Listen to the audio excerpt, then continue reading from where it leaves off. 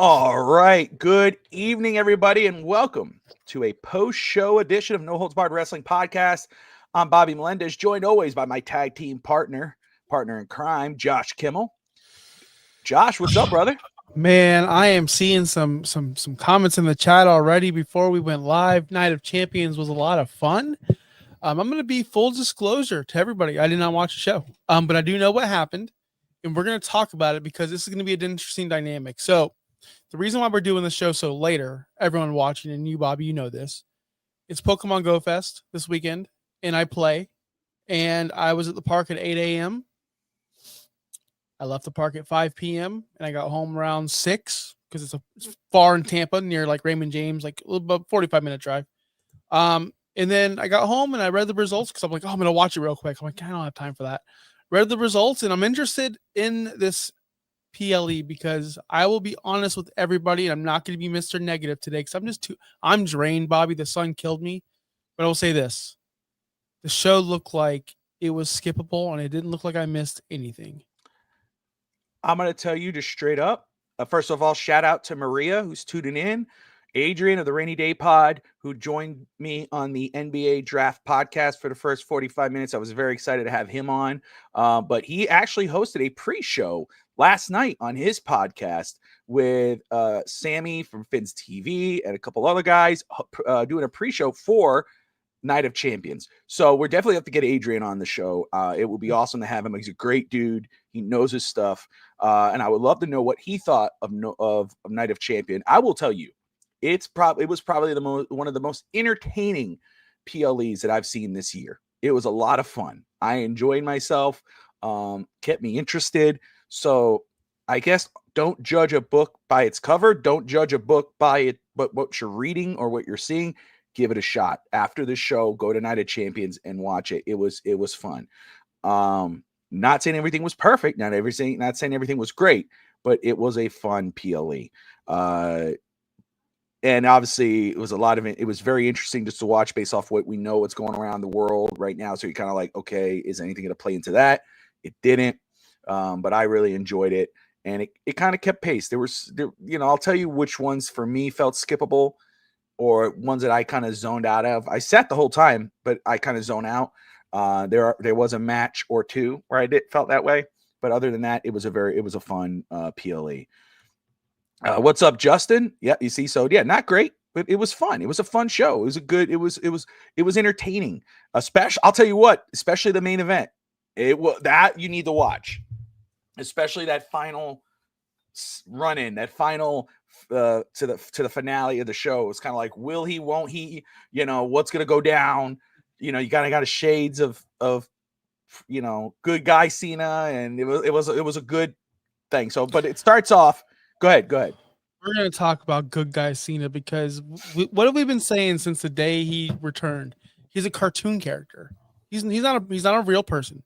It looks like he's wearing the mask and he's Jim Carrey and he's performing like, I got the belt. Should I do it? It's like, come on, bro. Like, you're over. You lived in the PG cartoon era and you're still doing the PG cartoon era shit. Sorry.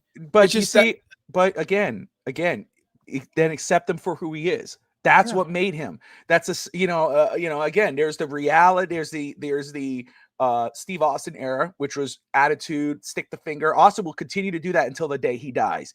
Just like if Hogan was, not Hogan, but if Hogan was still Hogan and he goes out and he's ripping his shirt, he's going like this and he's looking at the crowd. Oh, Hogan does that. Hogan was that. Austin was the finger. Austin's going to do that. That's who John Cena is. John Cena is that guy. And guess what? While you're watching at home and you're going, oh, dude, come on, dude, that's not realistic. Like, come on.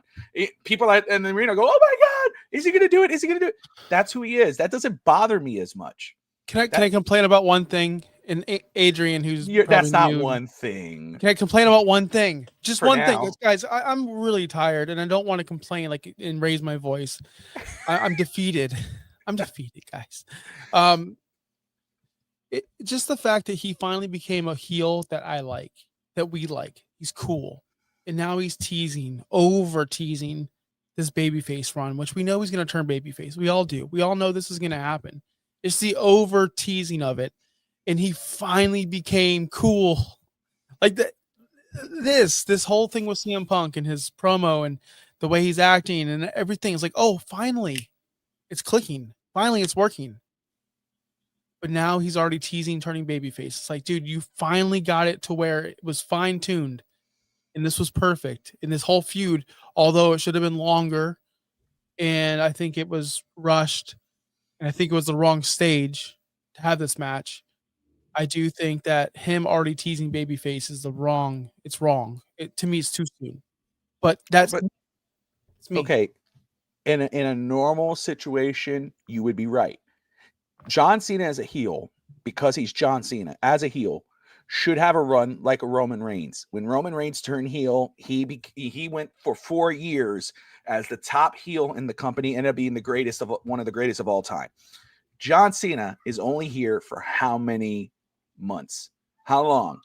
He decided, let me go heel. He's not going to finish off a heel. In a perfect world, yes, he should be longer. You should be able to enjoy and have this monster run. But he's only here for a short amount of time. So, babyface, turn heel. Here's a taste of it. Go finish off as a babyface. Again, I get it. It's not that bad. I don't think it's that bad. 17 days left. Really? 17 dates. Dates. 17 more shows until he's done. So, yeah, you're going to have to rush it. I think it will happen either at SummerSlam or it has to be at SummerSlam. Whatever happens at SummerSlam, that's going to be it. Yeah.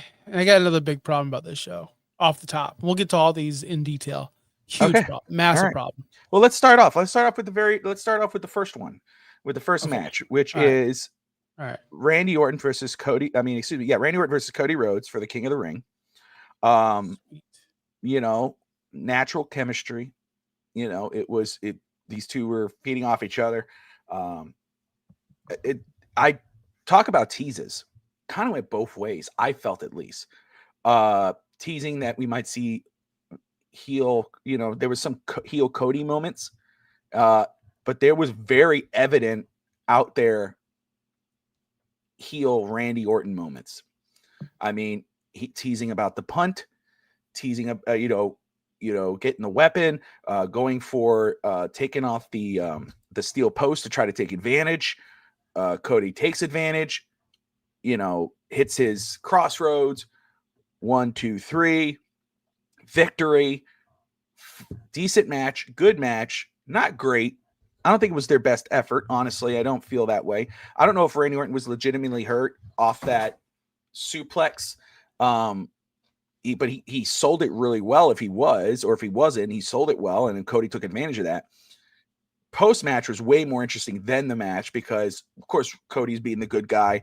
I want to thank Randy, for taking me under his wing and looking out for me and speaking up for me. And as he's doing this, and I'm kind of like, oh, okay, whatever, dude. As he's doing this, Randy is kind of turning and looking and looks like he's about to switch it up. And I kept telling my kids, I go, dude, this would be perfect if he came and just RKO'd him out of nowhere. That would have been the perfect setup. But he didn't. But you saw it. He looked like he was annoyed more than he was like thankful that Cody's saying all these things. Like, it looked like Randy wanted to do it. So honestly, I think the best. Obviously, it's going to be Cody versus John Cena at SummerSlam. That's the way they're going because now Cody is the number one contender. I guess that's the way it is. Cody now is the King of the Ring. I would have loved to see Randy versus John versus CM Punk in a triple threat at SummerSlam. I think that would have been a very good thing to do. Roll with that. And then but they didn't do that. It is what it is. Thought it was a fun match. Love the ending. And especially because of what Randy was teasing. That's how I felt. Adrian says force feeding us Cody again. That's kind of how it feels right now. I don't want to see Cody versus Cena. I don't want to see it. We knew this was going to happen from day one. Cody's taking that title back. No one's going to beat Cena except for Cody Rhodes. No one should beat Cena except for Cody Rhodes. What if Cody does turn heel and he does take The Rock's offer and he does become The Rock's little boy? That's still a situation that could happen. Rock only shows up from time to time. And at SummerSlam, he could easily, John, You're not getting the job done, this and that, whatever. Cody, he gives Cody a look, and Cody ends Cena, and Cody could turn heel easily, and that's how we get Cena babyface again. I, they're teasing this Cody heel turn as well. I easily can see him turning heel on Cena eventually and having a little heel run. And because they're force feeding us, and people do get us, we're tired of them. We're tired of John Cena. You're even tired of John Cena, and you're Mister like I love Goldberg and Hogan guy. Like you love being spoon fed these baby faces. You really do. No disrespect, Bobby, but that's just what I read from you. You like being spoon fed great American baby faces. So when you're getting sick of a guy, that tells me it's like, all right, it's time for something new. It's time for this person to do something new, and maybe he does need to turn heel. That's right. That's right, DSG. That's right. Me and you, IWC. I'm staying quiet I'm letting you finish. I'm not going to interrupt. DSG, you got your one little guy in the crowd cheering you on, just like the guys you want to see go up there in the gym. I want to see the Mr. So-and-so in the gym there be the next champion, not the greatness guys. But go ahead. Keep going. Yeah, go ahead. I'm done with this. Like I have no problem with how this match went out and how it ended. I have no problems. So if you want me to hear me complain about this match or anything, guys, it ain't gonna happen. Cody wins. We all knew it was gonna happen. That's another reason why I did not like this PLE, or at least from reading the results. One thing surprised me. One thing surprised me. A title change, which we'll get to that match soon. That shocked me. At first, I hated it. Love it. Now I kind of like it. I love it. Let's get to the next match. Okay. I will say, I think Maria wrote that down or said that, and I think she's right. I could see Randy Orton costing Cody the match. And the way this ended, I could see Seth Rollins being the one who probably dethrones John Cena. I think that's where it could go. But hey, force feeding. All American good guy. Okay, so the next one was Rhea Ripley versus Raquel Rodriguez. I'm going to tell you, this was a really good match. Raquel Rodriguez, playing second fiddle to Liv Morgan, being basically the shadow to whomever. She's like a background character, in what she's done. She gets, and I said this before the match even started, I was telling my daughter Audrey, I was like, I'm happy for Raquel because this is her opportunity to shine. This is her chance. She's going against maybe the top woman wrestler in wrestling right now, not just in WWE, in wrestling. That's what Rhea Ripley is. I mean, yeah, Mercedes Moné, we know what she is in AEW, and she's right in that conversation. Rhea Ripley's right there without a title. That's what Rhea Ripley. So Raquel has this opportunity to go against the best in the business right now. And I'm like, man, hopefully she could put up a great match. And you know what? She did, man. She killed it. I love, catching Rhea, powerbombing her through the top of the table. I mean, the moves that, it kept you engaged. That was a fun match. And to me, obviously Rhea was going to win. I said at the beginning, I said, man, I hope Raquel can win. I would love that. I'd love to be like that surprise. Like, whoa, it didn't happen. That's fine. But the show that these two put on, and I hope this pushes Raquel to another level, now that Liv Morgan's not that that's anything against Liv, but this, I think, could catapult her to bigger and better things. Because let me tell you, if you haven't seen this match, Josh, when you watch this match, I think you're going to come out the same way. Damn proud of Raquel. Yeah, the riptide off the top of the table. You know what I mean? Like, they freaking killed it, man. And shout out to Raquel Rodriguez. Awesome match. Not mad at Rhea winning at all. I think it was a solid ass match. Great match. No. I love Raquel Rodriguez in NXT. I used to watch her stuff in NXT. And then she got called up to the main roster, and Vince just changed her name, and she was buried, and she was never the same. And then she went away for a while, and now she's back. And I was watching, this feud with Rhea, and I'm like, wait, she can hold her own. She can go in the ring. But the main roster viewers don't know that because Vince buried her. And when she came back, all she was is a background character, a muscle, kind of a comedy act, really. If you look at her, she's not really a muscle. She's a comedy act. She wears these ridiculous glasses, ridiculous outfits, ridiculous, like she's like a valley girl mixed with a gang member, mixed with a bodyguard. Like, I didn't know what her gimmick was with Liv Morgan. I didn't understand her gimmick. she's glamour, but yet she's muscles, yet she's funny. Like I didn't like it. I hope they turn this momentum that she's getting into a serious monster character because she can go in the ring. And I didn't like this Judgment Day version of her. I thought Triple H was still failing her when she came back. Now the Liv's out of the way. I'm into this. I'm into Raquel Rodriguez. I've always been into her. She was great in NXT, so I can't wait to see what she does with the main roster women. So that's all I have to say about that. I'm into this. Roxanne did come out. Roxanne tried to help, didn't work, but they continue to throw that in there, and that's fine. And now that I see Roxanne, I'm gonna butcher her name. Joshua, forgive me. Help me with this one. Juliana, right? Is it Julia? Julia, thank you. I don't know why but winning the United States title yesterday. I didn't get to see that live, but I saw that happen. Right decision. Excited. I want to watch that, but I'm happy for her. So because I feel bad for what's her face, but she didn't. No, she can't. She can't do what she's a manager. Yeah, she's a manager. It's what it is. But anyway, no man. Shout out to Raquel Rodriguez. I think. Again, that moment where the whole match was good, but that moment where she caught Rhea midair, Rhea went down, she picked her back up and powerbombed him through the top of the table. What an epic moment. And that tells you her strength, and that tells you that she's able to hang with the best. So yes, I hope this kind of puts her in that conversation. Go ahead. I will say this because it's my gimmick, and for the new viewers watching, usually I'm way over the top. The spot, the finish, where the referee was holding that table for dear life. If this was an AEW match, what would happen? And everyone that's watching that's new, I'm an AEW guy. I like AEW. I'm getting back into it, actually, by the way. We'd be talking about, did you see the referee have to hold the table for them? WWE gets away with it. I watched it. That spot took forever. Great spot. I'm just saying, a little bit biased, Bobby, but it's all right. We'll move on from it. But I don't think I've ever heard anybody talk about the referee holding the table with AEW or doing stuff like that. I never go back to Will Hobbs climbing a ladder, and they had the referees hold the ladder, and everyone. I've seen that, but I've seen that forever.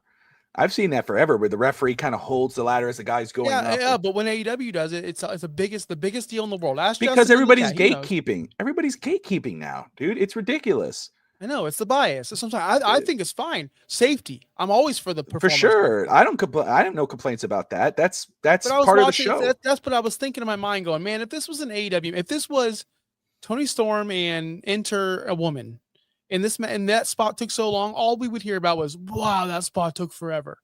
Yeah. It is what it is, man. What was the next match? Because I cannot wait to get into this disaster. So are you talking about Sami Zayn versus Cross? No, because that probably was awesome. Karrion Kross is awesome. I can't wait to watch that. So, okay.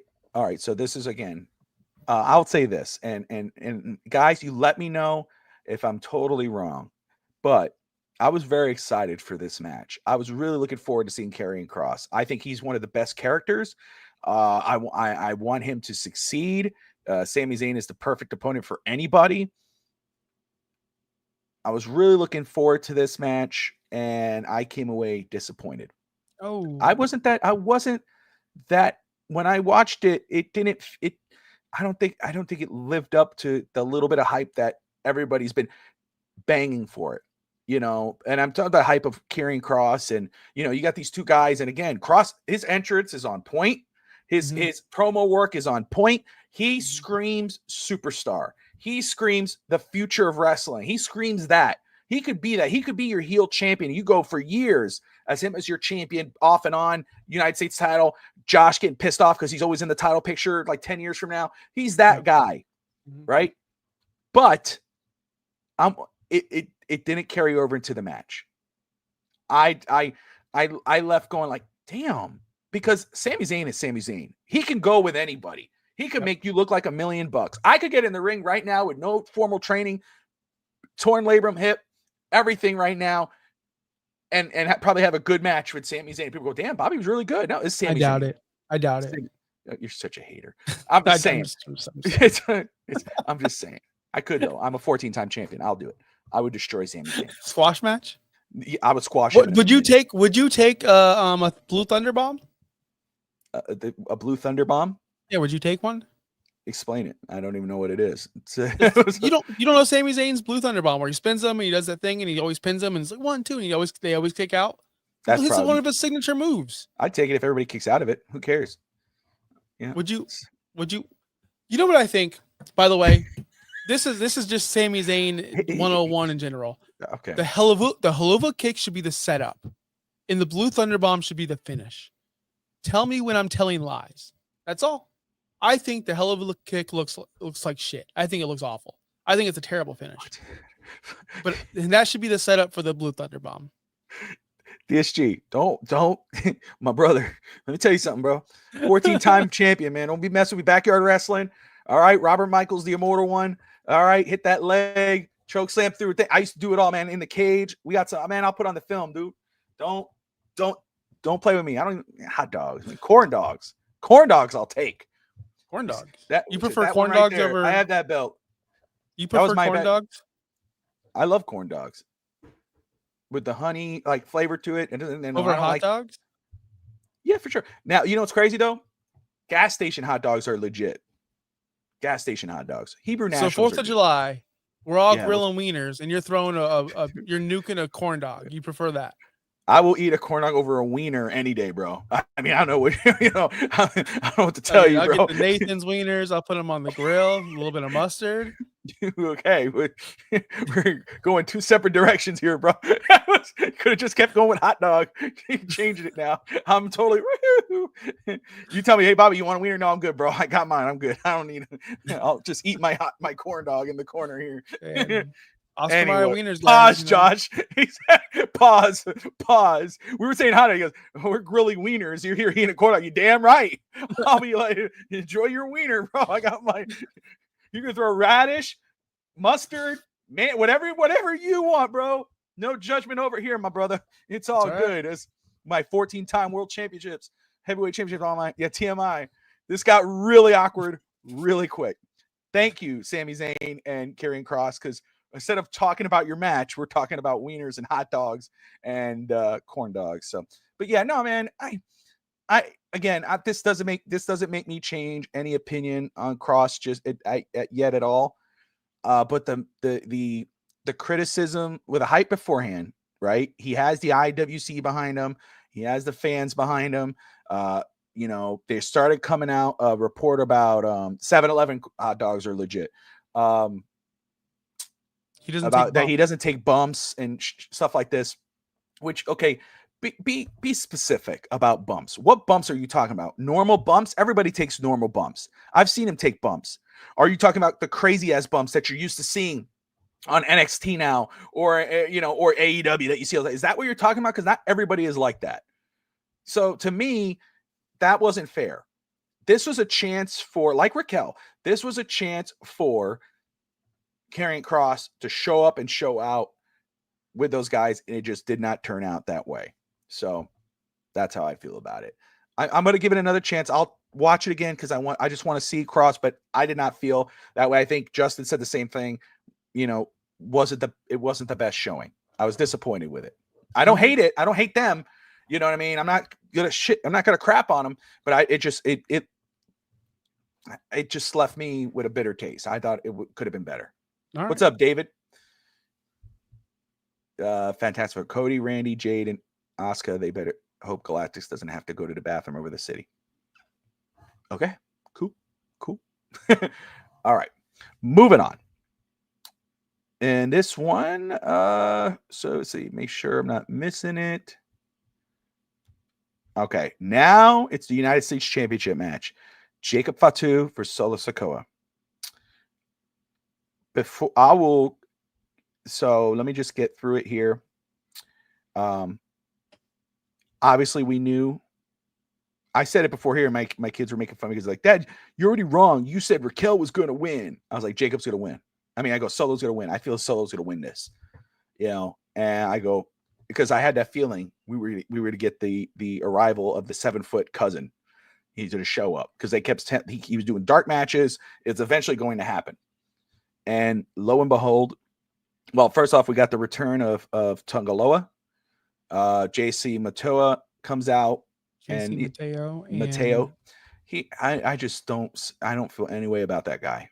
I don't. He does. I He's didn't like not. him coming in. I'm just. He has not done anything for me to think he is something in. I don't know. Just Solo had a great debut as a muscle. Obviously, Fatu had a great debut as a muscle. The Loa brothers had okay debuts. This guy, he's just there. I'm like, what is he? Teemu Rhino.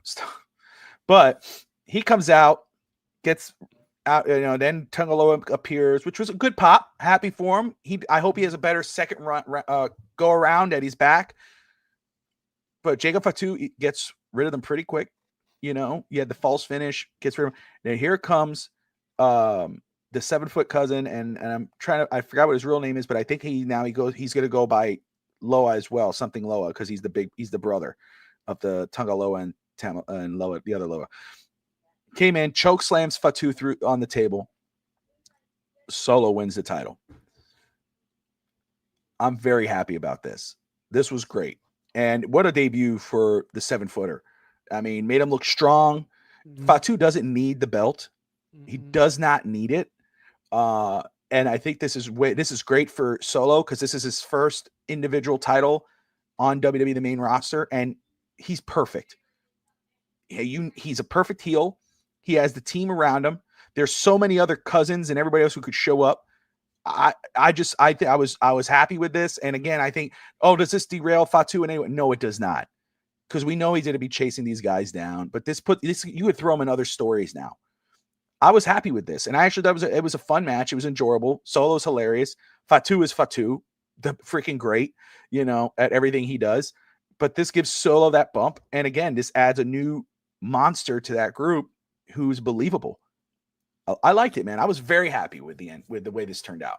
So I remember when Jacob Fatu won the title, and we were on the show, and I told you I don't like it. I'm not here for it. Jacob Fatu, he's the kind of character where it's either World Heavyweight Champion or WWE Championship or nothing. He's not a mid-card champion. He's too big for that. He's too good for that. So I like that they moved it off of him. When I first saw that they took it off of him for Solo, I was like, man, that was quick. But then it doesn't hurt Jacob Fatu, and Solo losing again would crush his character. He's already down bad. He's doing this whole comedy act. Like I was telling my friends on Real Talk Wrestling, like I didn't realize, because I don't watch SmackDown much, because SmackDown's a drag. It's got Cody over there who wants to watch that. But Solo's been showing his, I guess, charisma, his personality. So yeah, that was kind of cool to me to see at Money in the Bank. I liked it. He needs the win. If he would have lost, buried, dead, the fans would have given up on him. So it's great. He does. And I think you're absolutely right. And I think, again, he's like Naomi. He's done really well with this character, Solo, because there's so many times he could have been dead and buried. There's so many times he could have just gone in the background and been nothing. But he comes in, and what he was able to do and to reinvent his character, and probably one of the funniest characters out there, yet still intimidating, because he is a legitimate badass in the ring. This was great. And so this is Umaga's, no, not Umaga's, Haku's other son. His name, his indie name is Hakuleo,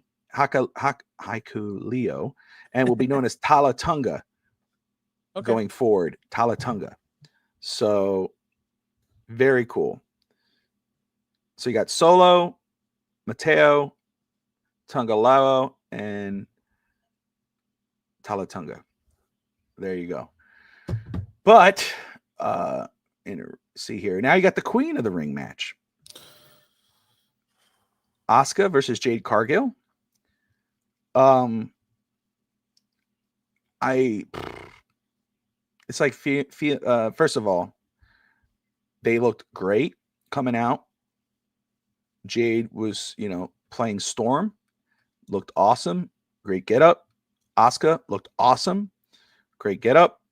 But just like putting a what's that called, like a round or square peg into a round hole, they just did not fit. There was no chemistry there. I don't mind the finish. I don't mind the result. because I understand they're trying to push Jade, and she has the charisma, she has the look.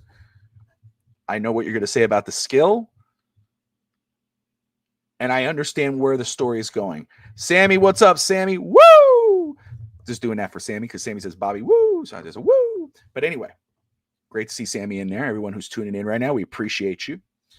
But yeah, man. So Cargill gets over. She is the queen of the ring. She gets a title shot at SummerSlam. And yeah, we're going there. So obviously, look who's the Money in the Bank Money in the Bank holder. We know it's Naomi. So do we have an idea of where this could be going? I do. What do you think, Josh? I watched Roxanne and Jade wrestle on Raw, and it looked like it was their first match at the Performance Center in a tryout. Both women suck in the ring.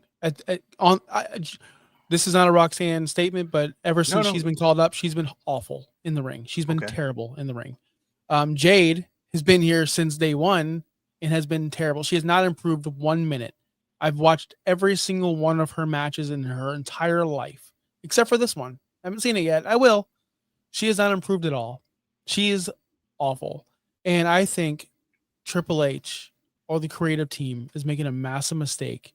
You don't bring in such a massive star like Asuka with, if you have foresight and you can actually look into the future and go, man, Io Sky and Asuka would tear the effing house down. That would tear the effing freaking house down. But instead we get Jade Cargill. Why? Because she's your new toy and you want to show Tony Khan that you could do something with her? You haven't. You failed her. She sucks. She hasn't improved 1 millimeter. She's terrible. And it's a joke to all the women in that business who do so well and that try, like Julia, like Stephanie Vakir, all these women that do such a great job and put in the miles and put in the work, and then we just give it to her. Now, I love Jade. I think Jade looks great. I mean, I think she looks awesome. I think she could be something, but she needs the work. And you hear all the stuff in the back where, she doesn't get along with women and she doesn't want to put the work. She doesn't deserve it. She hasn't earned it, to me. And I feel like a lot of girls in the back are probably feeling the same way. I could think about 10 to 15 other women on that roster who deserve this spot. She does not. She's not one of them. She hasn't earned it. She hasn't put in the work. She hasn't improved. I don't care. I don't care. That's my thought. There you go. There you go. And, Justin says he disagrees on Roxanne, but agrees with you on Jade that she has not improved since coming to WWE. Maria believes Jade will defeat Tiffany Stratton and then Naomi will cash in, which I think is right. Here's my thing. I agree, again, because it's like, okay, obviously Asuka is levels above what Jade is in the ring in all facets. However, if your goal is that Jade's the future and we're going to push her and we're going to try, she's your big dog Roman Reigns, right? Which Roman was way better in the ring, obviously, than Jade in that comparison. But you know how people were like, oh, they're forcing us Roman. They booed the shit out of Roman and whatever. That's where it kind of is with Jade right now. And I love Jade. I have all the hope in the world for her and whatever, and I continue to support her and everything else. But I think that if your idea was to okay, we're going to make her the queen of the ring, then don't put her in with someone like Asuka. Don't do that. That does not do her any favors, because like what you're saying, you're like, how can she defeat Asuka? How can we do that? You have Asuka. I'd rather see Io versus Asuka in the ring. You're not doing her any favors. Okay, let her beat Asuka. Now you're not doing Asuka any favors, because how are you going to have Jade beat Asuka? Unless it's just a straight up short power match, destroyed her and whatever. Do a Goldberg thing with Jade then. Make her the next Goldberg. 2-minute destruction, whatever. Now it's believable. Now you could get away with it because that's her gimmick. Don't make her try to match move by move and try to do random and then make her look awkward and whatever the hell. Don't do that. Don't do that. You're not doing her any favors. It's not fair to her. She is money. She has the look. She has it all. She may not have all the skill, but then protect her. If you're going to push her, protect her. 2-minute dominant Ronda Rousey type of match. something like that. Female Goldberg, roll with that. I don't hate it because I see the light at the tunnel. Long-term storytelling. Naomi, Belair, I see it, but you're not doing her any favors putting her in a ring with someone like Asuka. You're right. I think putting Asuka, this is more about putting Asuka in this tournament. When you bring someone back in pro wrestling, they can't lose right away. At least not clean, right? They can't. Asuka just came back and she's already losing in King of the Ring. Now you can say she can afford it. We're still going to cheer for her. It's Asuka. She can still get Io Sky. She can do whatever she wants. She's Asuka. She's earned it. She's on that level of I can get a title match whenever I want. She's that good in the ring, and the fans love Asuka. But the problem is when you put her against Jade, it makes Asuka look so bad, and it makes Jade look even worse. You're right. You should have had a fluke like Alexa Bliss. Yeah, have Alexa Bliss fluke in there, absolutely, and then have because that's believable. And Alexa Bliss is it's a big name. It's a bigger name. It kind of gives her the rub. But again, Asuka's just she's not a jobber. That's not fair. Again, I don't think she needs the title. I'm not a big fan either of the like Randy Orton and Cody. I could understand, I guess, storytelling wise, but what the King of the Ring, Queen of the Ring should be like the Jades. It should be the ones who are on the cusp of being big. Like eventually Jacob Fatu, Braun Breaker, King of the Ring, whoever wins gets a title shot and gets him in there. Shouldn't be Cody and Randy. They're made. They get a title shot whenever they want. I don't think you need to see Cody winning the King of the Ring. Now he has a title shot. Come on. Maybe Cody versus a young and up and comer, and he looks like, oh, this guy's about to win. Then Cody wins, and okay, now. But Cody versus Randy, Asuka versus Jade. Jade is I think Jade being in there makes sense. But you could have put her against someone else, and not Roxanne, because apparently she can't work with Roxanne. But I don't know. Could have been, I just don't know. I don't see it. I don't get it. I have two thoughts on that. You can't always have the King of Ring to be a vehicle for young people because then it becomes too predictable. Sometimes you need superstars.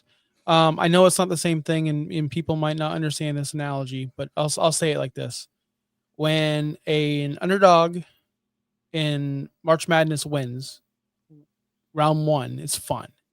Then when they get to round 2 and they win, it's even more fun. But once we get to the Sweet 16, Elite 8, we want Duke, we want North Carolina, we want Virginia. And that's what, to me, I'm like, I want my King of the Ring to mean something, and I want my superstars to win it. Every once in a while, I want an up-and-comer to win. That's my thoughts. I think Money in the Bank is more for the young up-and-comers, to me. Yes. I think King of the Ring should be the dominant ones. But to me. But we all think differently, right? Like it's yeah, fine. But who won King of the Ring last year? I know Nia won Queen of the Ring. Nia won. In the men's side, it was who wrestled at SummerSlam at the main event for the title. Oh my goodness! I can't believe I cannot remember who won King of the Ring last year. Can someone throw it in the comments? My brain gets fried. I was going to ask Alexa, but she's annoying. She doesn't listen much. Chat GPT. I'll just Google it real quick. King of the Ring. Wait, I know the comments are about to pop up. Guys, is it just you? I can't remember. Yeah. Who was it? I can't look at my computer because my computer will start to slow down. I just don't trust the computer. I'm on Wikipedia right now. Hold on. It's right here. Gunther. Oh, Gunther. Yeah, Gunther. Okay. All right. Yeah, he beat Randy Orton. Randy Orton's a 2-time loser. He's a 2-time second place finisher in a row. Thank you, Adrian. So see that right there, that's fine. Gunther versus Randy Orton. Randy Orton, there's your main event. There's your meal ticket. Gunther, up and comer. We know what he did as the IC champion, but again, he's not up. Beats Randy Orton, beats a legit guy, goes to SummerSlam, wins the title, and then you run with him. Nia winning. Nia did not need to win. That's when you give it to someone else. Or if she, I don't know. I just, again, Nia's Nia already. Nia, whether you love her or hate her, she's won the title before. She's been the champion. She's been there, done that. Now it's like, okay, Cody was the first he beat Gunther at Saudi Arabia. He won that giant, oversized freaking belt for whatever freaking reason that meant nothing. And now he went back to Saudi Arabia and won King of the Ring. It's like, why? You know, we're calling Becky Hogan. We're crapping on Hulk Hogan every chance we get, right? We're gonna now people are calling who is this? Who are they calling? Sami Zayn. They're calling Sami Zayn Sammy Hogan now after he won. Really? Yeah, against he beat Karrion Kross. They did a whole thing. CG. When are we gonna start calling Cody Hogan? When will I start seeing that?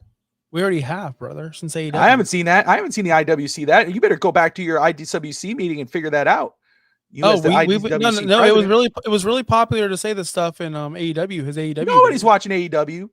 We were. Nah, we were. Did you know that the you know what? I'm not going to get into the 80s. We're not going to bring the show down with AEW, but guys, the show's getting better over there on Wednesday nights. It still sucks. Like I'm not gonna lie. I know, Justin. They have not turned on Cody. I know. I haven't seen that. And I will say though, I will shout out Cody's podcast. That's a lot of fun. I've done I have fun with it, but I'm only using it as an example. There are Martins who say Rhea Hogan or that's their thing. You know, again, who makes the money? Destroy Sammy in real life.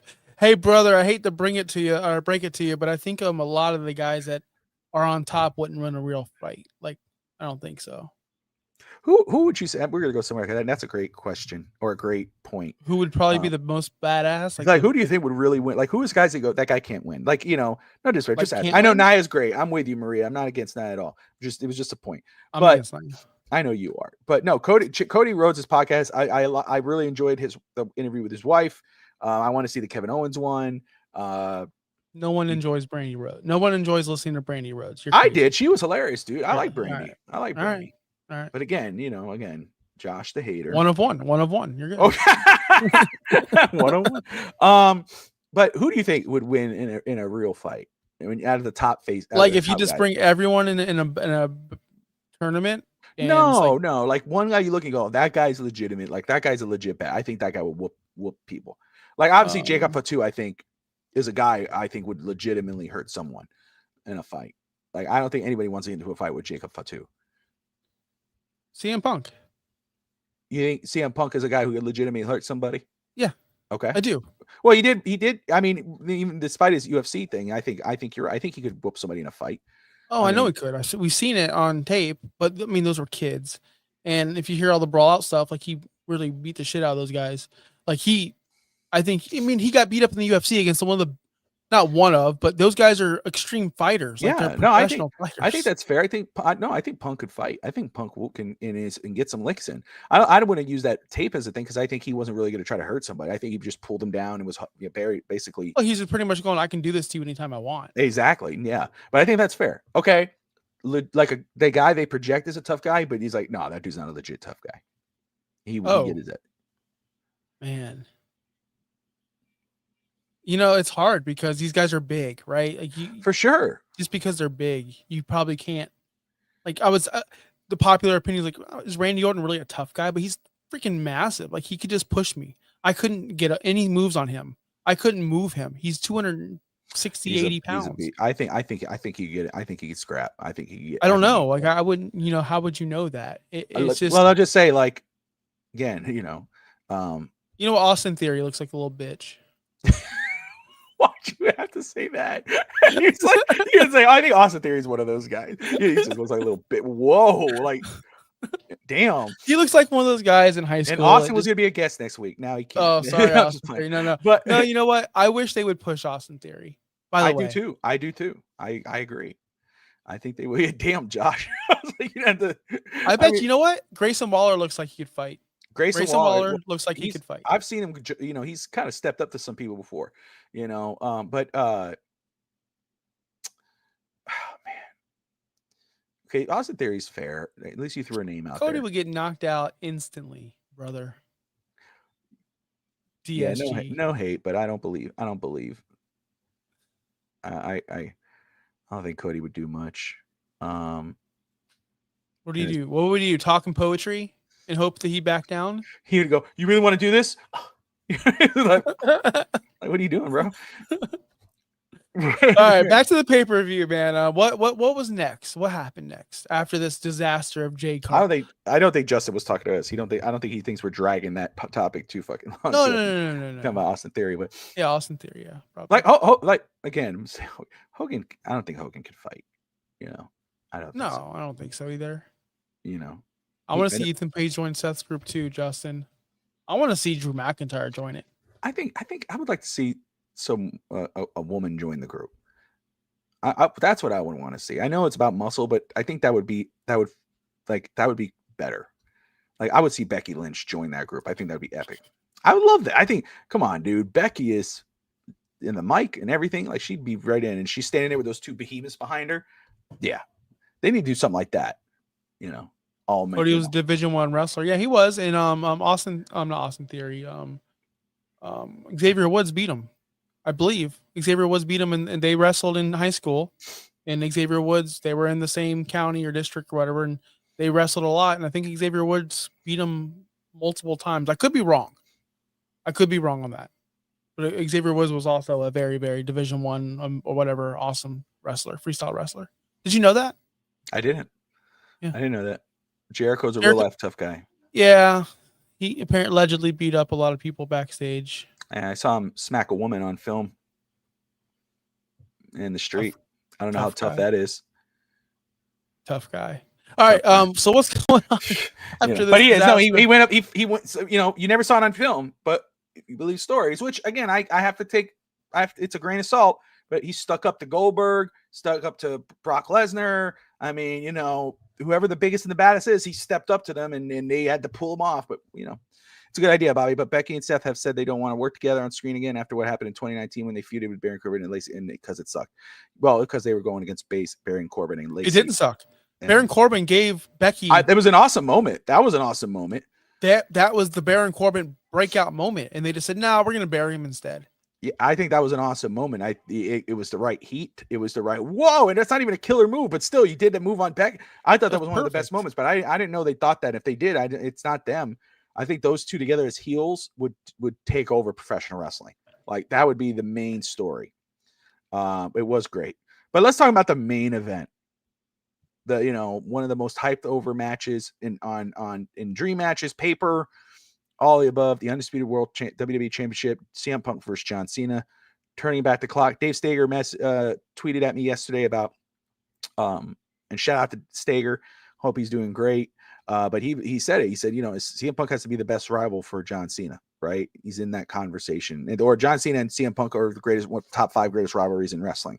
I think it's in that conversation. You could have them in that, arguably in that conversation. It's hard. Top 5 though, it's really hard. It is hard, but I mean, you think about their history and you think about the moments that they've had, from the pipe bomb to the title versus title, the longevity, and then coming back even here and what they were able to do in that short amount of time that CM Punk brought out that promo from John Cena. John Cena's had epic promos his whole career. He can kill anybody with a promo. He did that to The Rock.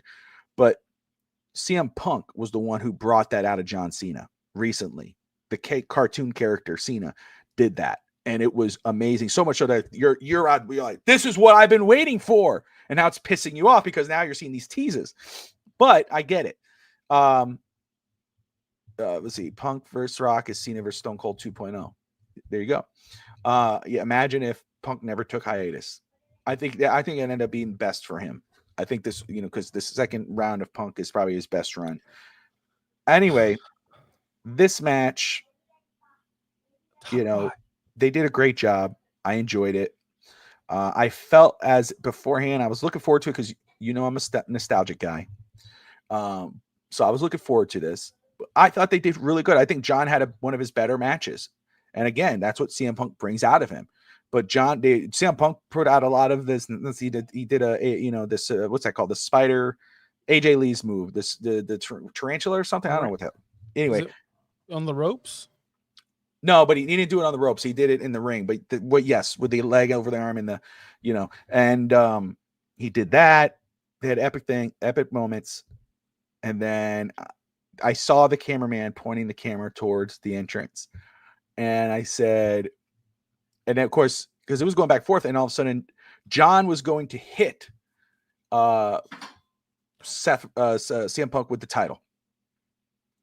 And he was going, and all of a sudden the crowd saying, no, no, no. And John Cena doing what 80s, 90s, and today, apparently, baby faces would do, and because that's what he does. He knows how to work the crowd.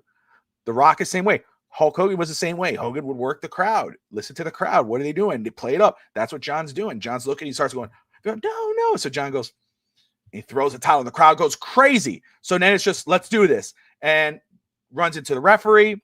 There you go. So you're like, wait a second.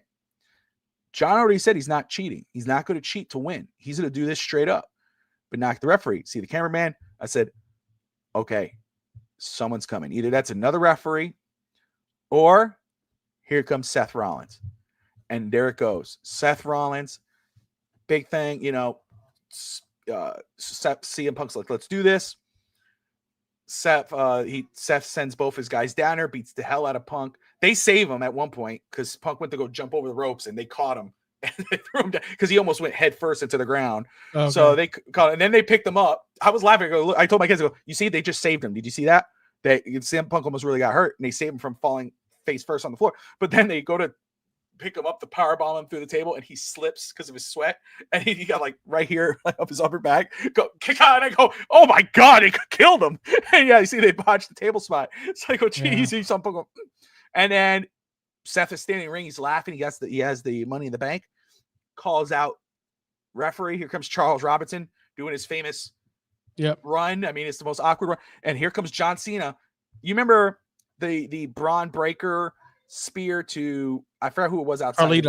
Carlito. This was like crazier than that. John Cena came around the corner as Charles Robinson was going to run in, smashes into Charles Robinson. Robinson flies across the floor. So, and then John Cena rolls in the ring, and him and Punk are looking at each other. I mean, him and Rollins are looking at each other. Rollins like, and Cena's like, we're not doing this. Here comes Braun Breaker, and this guy Cena starts manhandling. It was an epic moment. It was awesome. They did it perfect. I mean, it was like, and then here comes down. Now they kind of overbooked. Here comes Penta. Penta comes out. Breaker comes after him. They're fighting. John Cena attitude adjustment to Bronson Reed. And then, attitude. And then as I guess Breaker is having the upper hand on, and I'm probably mixing it up now, Penta, Sami Zayn comes out. Right? Was it Sami Zayn? I think it was. Sami Zayn comes out. Then, yeah, it was. Then they go on the outside. Penta comes over, jumps over the top, takes them both out. And anyway, I'm going overboard here. But anyway, finally, Seth Rollins gets booted out. CM Punk. And I don't think it was overbooked. I thought it was. Can I stop? Can I pause real quick? No. How are you not an AEW mark? Because this, what you're describing is like, oh, and then Ibushi came out, and then Ospreay came out, and then this guy came out, and then Will Hobbs came out, and then there's chaos, and people are going through. Dude, AEW is your show. Because you're just describing like every finish of every AEW match ever. My gosh. You see, my thing is I've never been on. I started AEW, got out of it. You've been on and off and on and off and on and off. And here's a run in over here. We got Mystico coming. We got Hologram coming. Because WWE knows how to do it. AEW doesn't know how to do it. AEW doesn't know how to do it. WWE does. Penta, look what Penta is. Look what he wasn't in AEW. Look what he is in WWE. Yeah. Don't get me going on AEW. Don't get me going. I've tried. I tried. I'm just saying the way I see your eyes light up. You're so happy explaining all because I've seen John Cena. The point is John Cena, the cartoon character, is showing flashes that he could turn back, which he's selling it. Josh Kimmel at home, not watching, is hating on it, reading. I wasn't home. Oh, sorry, not home, not watching. He's reading on a phone, going, "This sucks." Well, I'm going, "Damn, I love the way they're doing this." CM Punk and John Cena finally in the ring. They go to shake hands. They shake hands. They do the hug. Cena does the look like he did with Cody. He says something, "Thank you" or "I love you" or something like that. And gets caught, gets good. Boom. 1, 2, 3. They, Seth Rollins tried to finish it. CM Punk gets the what's that shit called? The curb stomp. Cena takes over. 1, 2, 3, wins, rolls out of ring, runs the hell out of Dodge. Seth Rollins is looking in the ring all pissed. Cena continues to reign, but there was your tease, but he still looked like he was at a turn. He was still the heel. So there's still that back and forth. I thought it was fun. It's because of who's out there. CM Punk, John Cena, Seth Rollins, they know how to tell a story. Nobody in AEW knows how to do that. That's why it's way better than AEW. AEW needs to stay where they are. I am so thrilled when Seth Rollins won this Money in the Bank. I was on this network telling you, Clutch, Koffler, anyone that could listen, you don't cash in the Money in the Bank contract on a secondary title. I That's told right. everyone from the start he's You did going say for that. Cena. There's no reason why he's going to carry the secondary title. This and people are like, well, Roman this, Roman, yeah, no spit. Roman's going to cost him. Roman and Seth is the SummerSlam match. I'm not sure if Seth's going to cash in and then this is when Roman screws him, or if Seth's going to try to cash in and Roman's going to stop him. But this is the SummerSlam match. Because he's not, this has to resolve. Last time we saw Roman, he was getting curb stomped to death by Seth Rollins. So I don't think we're going to see a Cena Seth Rollins match anytime soon. And if we do, it's going to be interrupted. Am I crazy here? This is where it's going to go. But I don't want Seth to drop the Money in the Bank and lose. I'd rather him cash in and win. I think he's going to cash in and win. I think he'll cash it in on Cody. I think whether it's Cody or so John. You just think Roman's never going to get revenge ever? Yeah, he'll come out. He'll come out at the end of SummerSlam. He won't come out the face. So he'll let him win the title. Yeah. I think he's having a match. He's having a match, brother. It's gonna be Seth Rollins and your boy Roman. Has to be. Your boy. I like Roman too. I'll be on the side of champions. I mean, whatever, bro. Like, yeah. My champion Mercedes has like 15 belts, brother. I don't know what your champion. Yeah, your champion Mercedes Hogan. I know, it's ridiculous. I see it too. Everywhere she goes, she has to win the belt. I mean, my goodness, man. I hope Toni Storm wins. I hope Toni Storm doesn't lose. I don't. I'm going for a Mercedes. I'm gonna root for dude. That would Mercedes. be ridiculous, dude. I think that'd be genius. I mean, she's so jealous of Becky 2 belts that she has to get 20 belts. Like, come on. Did you hear they mentioned Mercedes on Becky mentioned her? Said Becky she doesn't want. She just pretty much called like you just value your fake ass friends.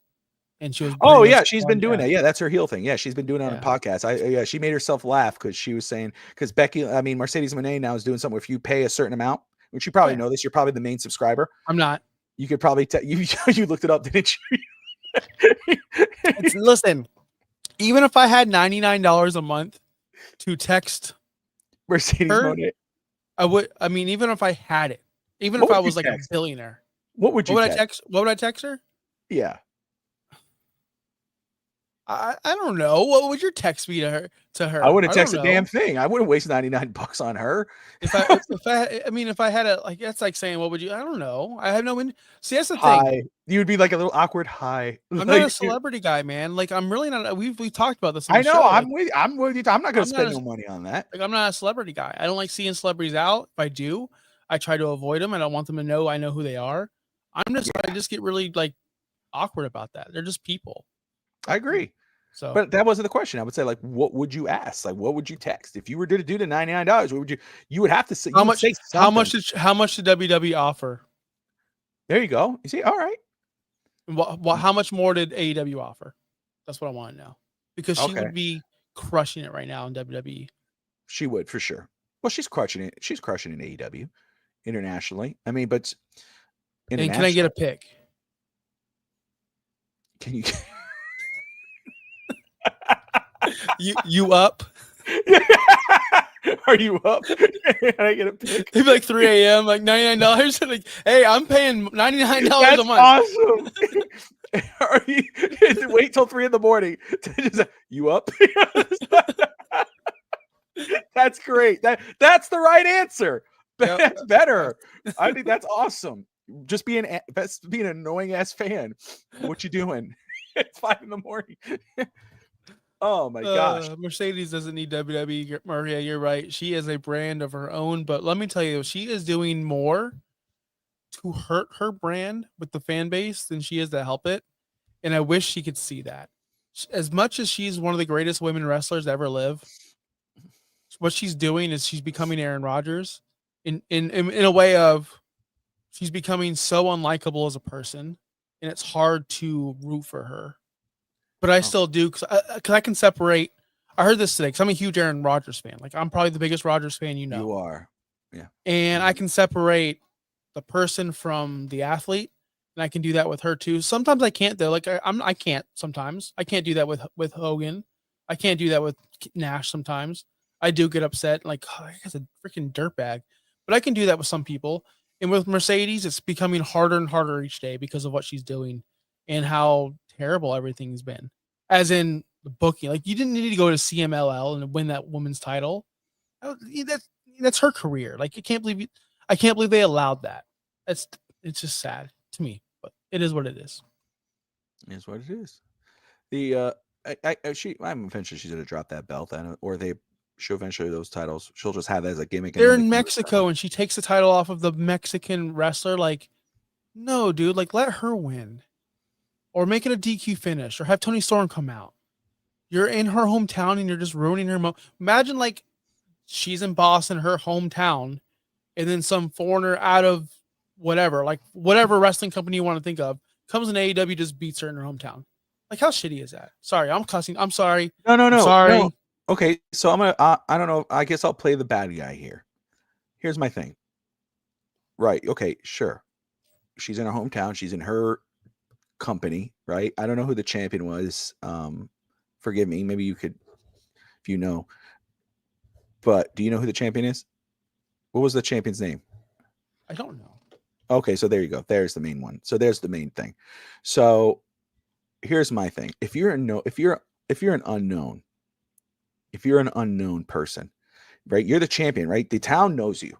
The town knows you, right? You're in this company. They may love you, and you're the champion, and that's awesome. But here comes Mercedes Monet, who is known around the world, right? And a global superstar, right? And the truth is, she doesn't need WWE, but she needs that money, and I guarantee you, she'll make way more money in WWE than she'll ever make in AEW or anywhere else. She sees what Cody's done. She sees what the other ones are doing. Trust me, I know where her radar is. Let's not fool ourselves. But and she is booking. She is a part of that booking. So just wait a second. But my point is, I don't see it as a bad thing. I think that's good for that belt. I think it's good for that company. You got a major name coming in. I think that's great for her because guess what? Now everybody's talking about her match. She has Josh Kimmel talking about like, man, she should have won that. That's her town. She just got, but nobody else, no one would talk about it. No one would care about that woman because they would call her better in that one little area. But now she goes to that company. She has, I don't know if she had a good match or not against Mercedes Monet, but she did lose. If she beats Mercedes Monet, now, true, Tony Storm could run in, take over the match, and you still have the same result. Hey, you got in a match with Mercedes Monet, you got your name out there. But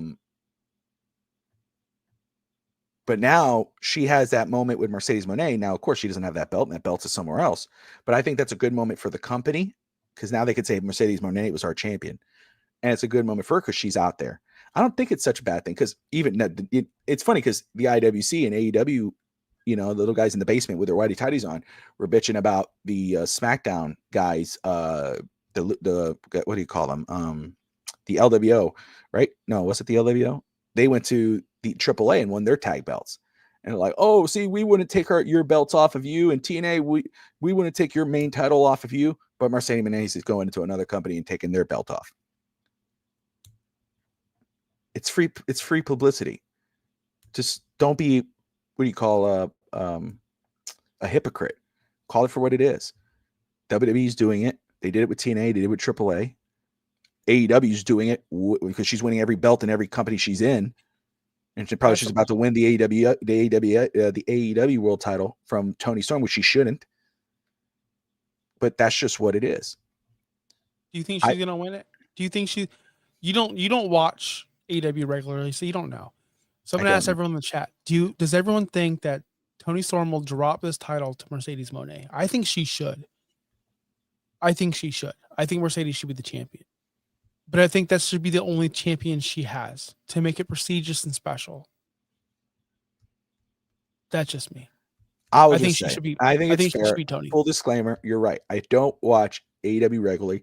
It's very sparse. If I hear something good going on, or there's a girl that I like, I'll look at him, but I don't watch it. However, no, I don't. I think Tony Storm should not be dropping the belt to Mercedes Moné. Tony Storm is a better character, has had a better storyline recently. She has put AEW on the map, not Mercedes Moné. Moné is a name. Tony Storm has done it.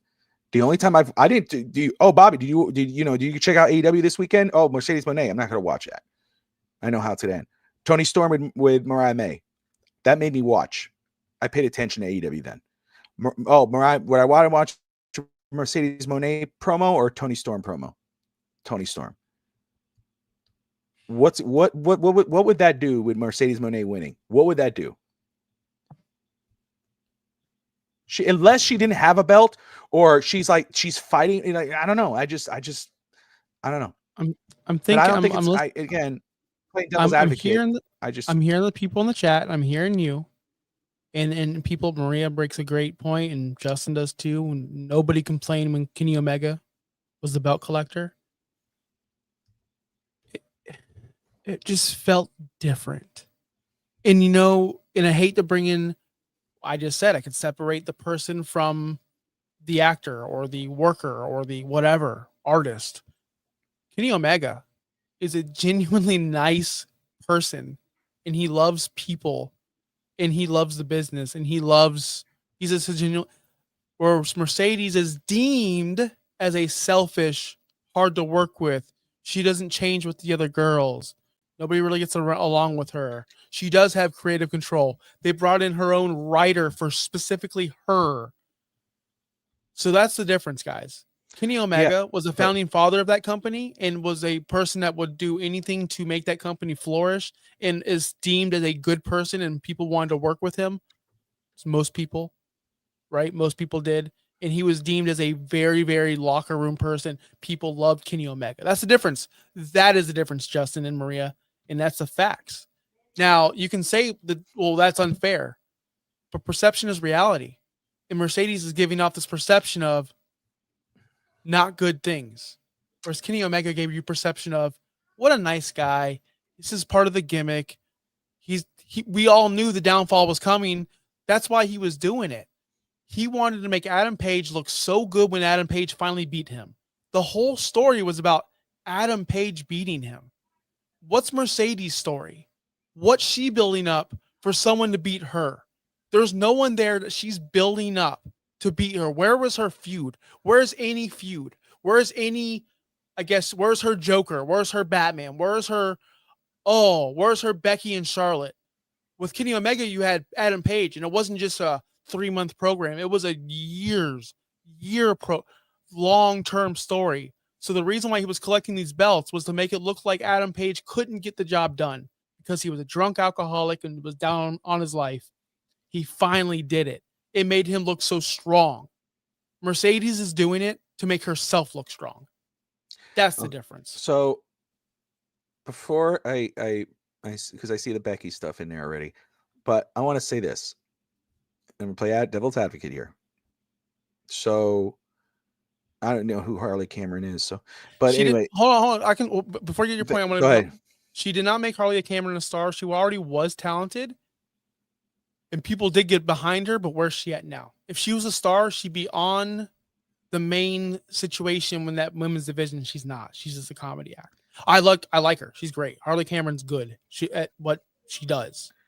But I will say this because and I get it. I get that point. Where was the energy, right? Where's the energy with Kenny Omega, whatever? Everything you said, I think spoke to that. See, I see, because you were saying, and you're a Mercedes person, 1,000%.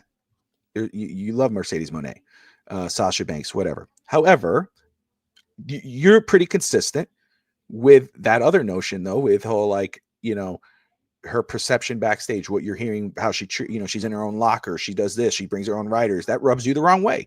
You're pretty consistent with that with everybody, So, however, I will say again, she's that big a star. That's why she is where she is, and that's why she is who she is. That's why fans are talking about Mercedes Moné all the time. That's why they're talking about when she comes back to WWE. She's been to WWE first off, and so she made a name big enough in WWE where she goes AEW and she could call her own shot. Now, is she actually like creative control Hogan wise? No. But can she go in there and demand and be like, "Hey, I need my own locker. I need to get my own rider"? Tony Khan's like, "Hell yeah, you're Sasha Banks. You're Mercedes Moné." She put herself in that position. She is that position. That's why she is who she is, and that's why Kenny Omega is who he is. Yeah, Kenny Omega with those belts. See, I don't think it's that bad a thing for, like, to me. That's, when he had the TNA World Title and the AEW title and whatever other. That's cool. That's fine. Guess what? It made those titles more legitimate. It made him more legitimate. However, his goal is, or perception wise is, let me lift everybody else up. Let me try to lift this guy up. That's great. That's good. You're the good guy. But where are you? Maybe it doesn't matter to him, but where are you on that map? Where is Mercedes Moné? Winning every title, getting the money. She's on the front poster. She's going against Toni Storm. She's earned that right.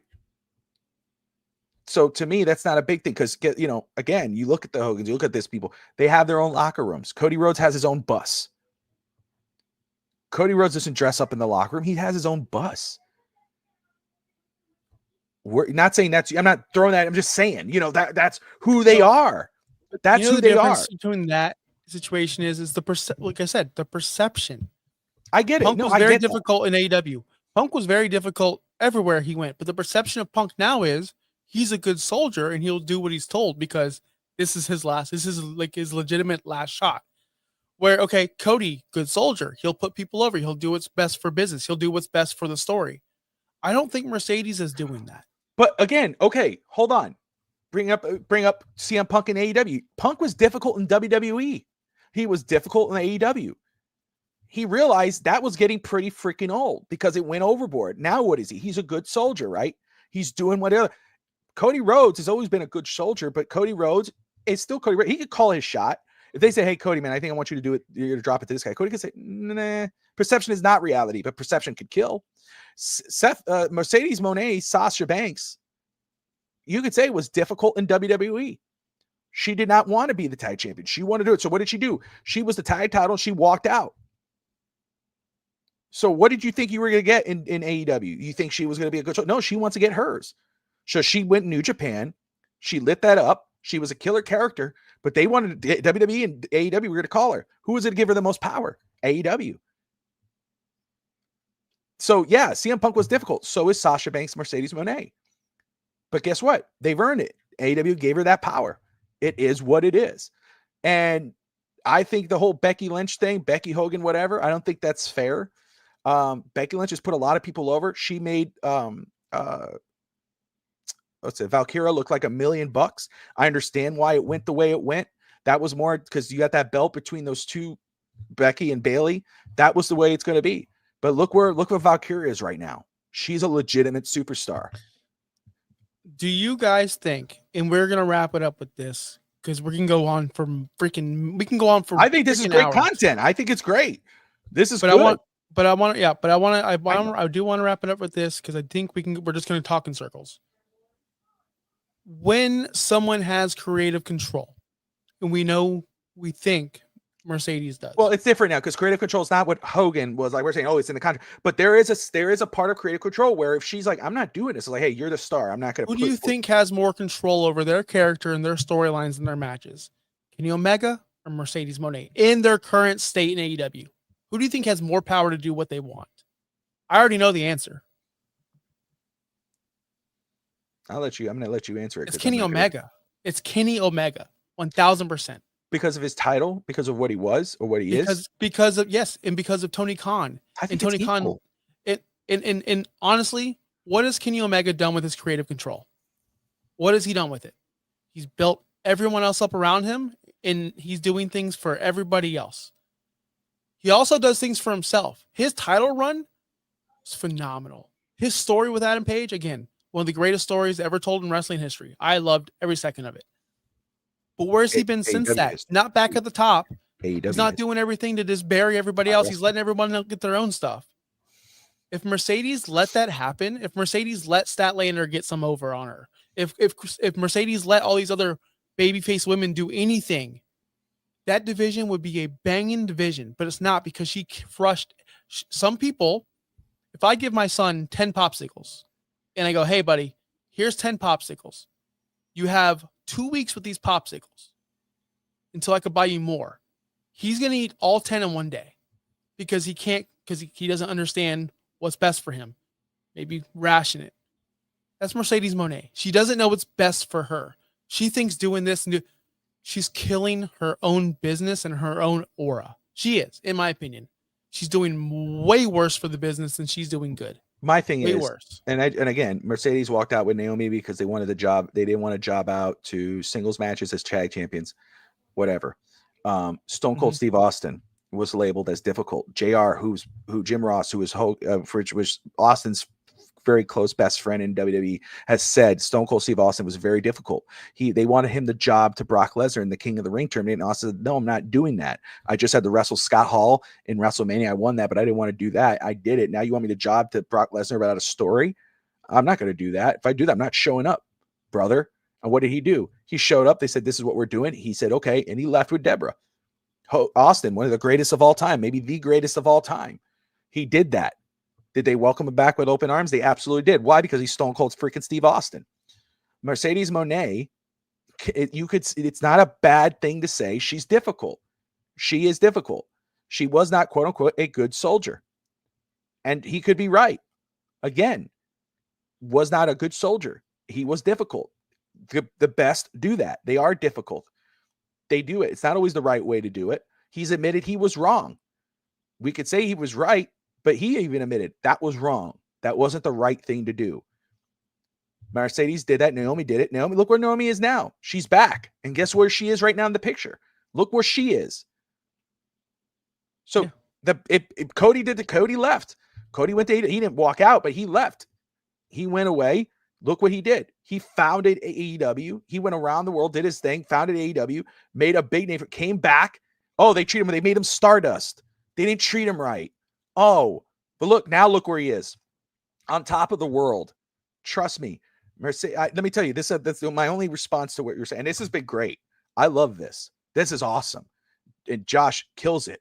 And I mean, it gets me fired up in the comments. That's what it's all about. But I will tell you this, Josh, because you said perception and she's killing her aura. If she became a free agent tomorrow, do you think no company and you don't think WWE is going to come calling with a big fat check? TKO is not going to come calling with a big fat check. No, they should. But will they though? Because if she's killing her aura, it doesn't matter because she is who she is. She can't. So she won't get away with what she's doing now in WWE. She won't get away with it. So what forget you tell me if I'm wrong. All I'm going to say is this, because I don't think I understand where you're coming from. Because my thing is, so are you saying that she's not as big as she thinks she is in the world of professional wrestling? I think that she thinks she's. And trust me, I have Mercedes action figures. I have Mercedes. I have her action figures. I know you do. Like, I love this woman, right? But I think that she thinks too much of herself. I do. Okay. So my perception is right. What you're trying to come out with, what you're trying to say is she's not as big as she thinks she is. It's going to hurt her. Yes. In the long run, it will hurt her. And I think that she doesn't have the foresight. Like, Hogan had creative control and did whatever he wanted.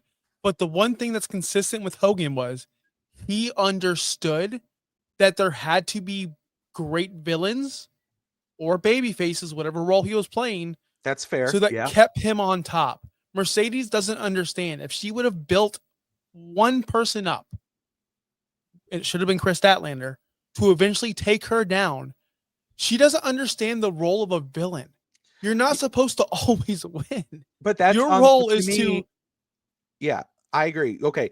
What I will say, I agree on that concept, because what I will say though, that's on AEW. AEW, if they're saying, okay, we want this person to go against Mercedes, build her up as a giant baby face and then roll that way. A lot of money in a four-way between. Oh yeah, there is, absolutely. Again, I think that's a WrestleMania main event if they can ever make it happen. It's never going to happen. I hope it does. I hope it does too. I really do. I hope it happens, but it's never going to happen. You know, it's anyway. Those four. The truth is, the four horsewomen are for the best. You know, obviously Bailey's in that conversation. She's killing it right now with Becky. But I think this. Tim, tell you, man, that's this is a whole episode that we're doing here just on Mercedes Monet. I mean, this could have been the title, and we would have had a freaking badass episode, and I would have done homework on it. But again, I love it. I love the opinions. Maria's killing it. Justin, DSG, Adrian, everyone who's tuning in. We appreciate you guys. I saw some new people in there too. Thank you guys watching No Holds Barred Wrestling podcast here on FTSN on a special Saturday night. DSG just says that the reason why Josh keeps saying we're going to finish it with this because he's tired. It's past his bedtime. He's a grumpy old man. He still has to watch Night of Champions, so we get his fresh perception of it. But he won't be doing that right now. So I'll be watching Night of Champion or whatever it's called. Whatever this. It shouldn't be Night of Champion. That's the one thing I will say. Night of Champion should be every belt on the line. There was not enough belts on the line. I'm going to be watching this tomorrow morning before Pokemon Go Fest Day 2, and I cannot wait. To DSG knows me. Yes, I'm tired. Yes, I want to go to sleep, and yes, I'm cranky, and I'm just I don't know what it is today. I had a great day. I had a wonderful day. It was breezy, right? Awesome, it was overcast. The best part of my day, besides catching these awesome Pokemon that I did, and I had fun and made some trades and talked to friends, yada yada yada. I went to a park, and there's a lot of birthday. It's a very it's right next to Raymond James Stadium. It's a big park. People have birthday parties there. It's all day, every day. There was a bouncy house, and I heard a kid. I couldn't see the kids, but I heard the kids going, "I'm gonna be Roman." Okay, well, I'm Logan. I'm Logan Paul. All right, well, I'm AJ Styles. And they were calling out the people they're going to be. And I heard them, and they were like, 1, 2. I kicked out. Bro, you can't kick out of the one lucky punch. Like that right there, because they were kids, and they were probably 7, 8, 9, whatever, however old they were, tells me wrestling's doing a good thing. Because we got young kids into this stuff, and they're dreaming out their matches in their little bouncy house at their birthday parties. And that brought a joy to my face. I was smiling and going, I can't wait to talk to Bobby tonight about professional wrestling, because at the end of the day, that's what we're doing. That's what we would love to do. And we just have a good time. Whether you agree with it, disagree with us, I'm just happy everyone's here to enjoy the ride, because it was I thought this was a great show. Yeah, no, it was. And that's cool. And notice that Will Ospreay was not mentioned in any of those names for those kids. So that just says enough. But anyway, with you, bro. Let me very quick. You've had some time. You text me as soon as it got out. I have to ask you, the DLC. Yeah, future 14-time champion. Yes, sir. What are you thinking now about the Shaq DLC? I haven't played it yet. I have not turned it on. Okay. My son's going crazy with Shaq. Shaq is a beast in that thing. I had fun with Abyss, which is really cool. It's so cool to see Abyss in a video game, especially in WWE 2K. Yep. But Kali is the MVP. I'm in my universe mode. WCW survived the invasion or whatever the hell. And, I created a little studio with the ring, and I have to show you. I'll send you a video of it. But he's my world champion, and I just been dominating. I've defeated Hogan. Tristan tried to come at me with Shaq. I defeated Shaq. Scott Steiner, Luger. Luger was the one who actually got me up. I was like, for the first time, I was like, whoa, because, you try to hit Kali, and Kali just goes like, and he just stares at you, and the guy goes, yeah. Oh, I was like, this is the coolest freaking thing. Rey Mysterio is the new number 1 contender. Tristan's not happy about that because he has to be Rey. Yeah. I was Rey, and it was a 5-way elimination match, and he was Shaq, and Shaq got eliminated right away, so he was pissed. So then he jumped to Abyss, and then Abyss got eliminated, and then this guy he got eliminated. He was so mad, and so I beat Rey. So now he has to be Rey against Kali. So I'm looking forward to destroying Rey Mysterio, and I will take my time. Little by little, I will take my time. Destroy him, put him through a table. I can't wait to play some WWE 2K, although I do hate the DLC. I thought about putting that basketball player who tore his Achilles, his leg strength all the way down to 0, but I felt bad. Halliburton. Yeah. I didn't want to do it. But definitely want to put his leg strength all the way down to 0. Shout out to Justin Byerly. But listen, I've been playing Fortnite Expedition, Lego Expedition with my child.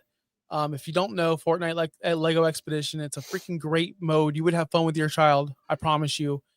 It's fun. It's Lego mode, and you just go in there and you save the city. And there's a team of 4. Oh, nice. And you just save the city. So I encourage you to play with your son, and anyone that plays Fortnite, I encourage you guys to play this Lego mode. I know people trash Lego for kids, but my son loves it and I love it. That's why I have not played the WWE DLC every day because it's summer. My son waits until 5 p.m. That's when I get off work.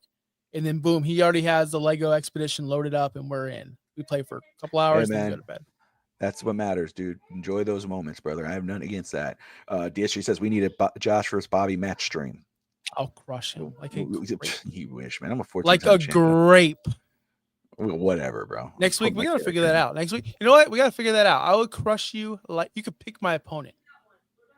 I would crush you like a grape. Ghost Adventures. Yeah, right. Come on, dude. Don't make me do that. You're bring out Robert Michaels out of me. You think I'm bad now? Make me become Robert Michaels and see how bad it is. You can call me Becky Hogan, Mercedes Moné. I'm that. That's what my brothers say. Every time I say I'm a 14, because you pulled your name of the hat and you wrote the name in there. You wrote it. Trust me. I'll get them in here and they'll start saying, I don't give a damn. Champion's champ. We love you too. Wrap Justin. it up, champ. The real champ's trying to go to bed, as DSG pointed out. And whatever, bro. Anyway, everyone, we appreciate you. Thank you. We had a blast. We hope you did. Join us next weekend, Saturday. I don't know if he has Pokemon Go or Dragon Ball Z Go. None of that. We're good. Free next week. I'm free right next on. Week. You know, you eventually may get a little bit more of us because my mother just sent me something about Ghost Adventures and I see some kind of interview, like a job interview, something. I don't know what's going on there, but talk about Ghost Adventures. Eventually, we might start doing some of that. I'm very excited about doing that. We'll talk more about it. Till then, he's tired. We got to get the old man to bed. We don't want no cranky Josh. And think about it. If you see Josh the way he is now, imagine him cranky. God forbid. All right. All right, everybody. Appreciate you. Have a good night. Later.